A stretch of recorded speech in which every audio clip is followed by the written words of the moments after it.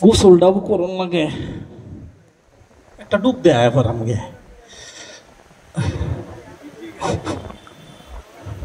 আসসালামু আলাইকুম। ওয়ালাইকুম সালাম। বাজান আইছো? জি বাবা, কেমন আছেন? হ্যাঁ ভালো। কোন সময় আইছো? এই তো মাত্র আসতেছি। ও আচ্ছা, তো তুমি বাড়ি যাও, আমি গোসলটা করি। হ্যাঁ ঠিক আছে। আচ্ছা, গোসলটা কইরেই লই। বাবা বাবা, এইদিকে তো পশ্চিম, আপনি এদিকে পরে প্রস্তাব করতেছেন, এটা তো হয় না বাবা। মুসলমানদের কেবলা এদিকে।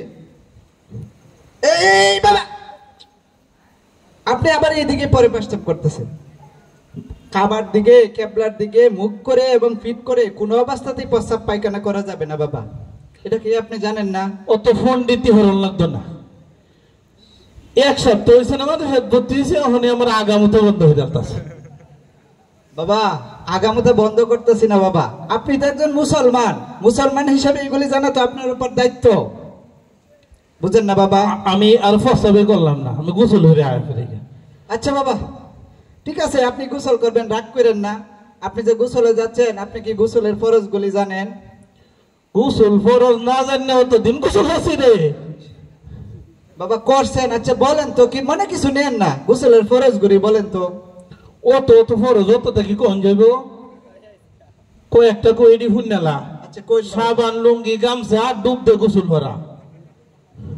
বাবা এটি বুঝি গোসলের ফরজ? তুই কখন মাস্টারি হরবে?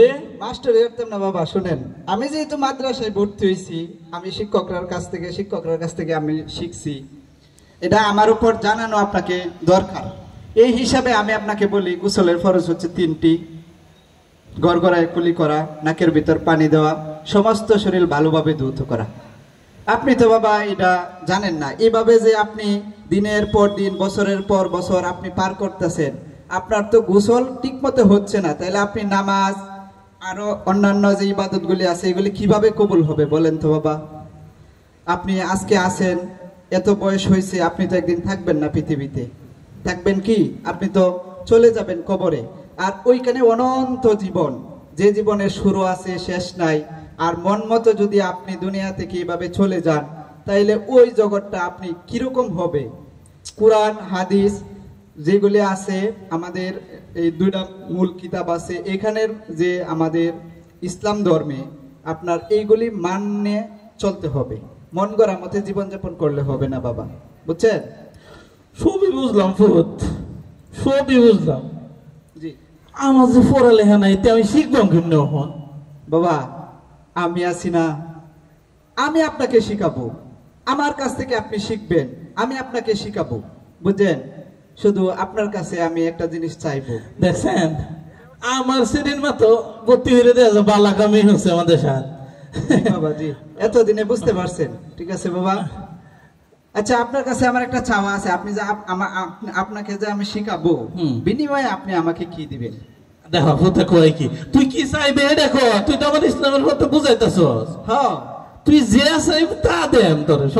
আমি কিছু চাই না, আপনার মতো যারা এখনো এইভাবে অজানা আছে, আপনি তাদেরকে বলেন যে আমার মতো একটা ছেলেকে যেন মাদ্রাসায় ভর্তি করে, এটা আপনি সবার সামনে শুধু বলেন। ওখানেই আমি কইতাছি। জি সম্মানিত দর্শক মন্ডলী, পৃথিবীটা ছোট্ট একটা জিনিস, আসলে এতদিন বাঁচবো না, আমি এটা অতদিন বুঝতে পারি নাই। আমার ছেলে এক সপ্তাহ হয়েছে ভর্তি হয়েছে, আমার এখন এই নামাজের উজু ফরজ জানাইতেছে, গোসলের ফরজ। কি মনে করছেন আপনারা? তাই পৃথিবীতে সন্তানদেরকে প্রথমে মাদ্রাসায় ভর্তি করবেন, ধর্মের জ্ঞান প্রথম দিবেন, তারপর অন্য কিছু, তাহলে দুনিয়া ও আখিরাতে দুটোটাকেই শান্তি পাবেন। চল বাবা, ঠিক আছে, একসাথে আমরা গোসল করে আজ জোহরের নামাজটা পড়াম। জি জি জি বাবা, চলেন, আপনারাও ভালো।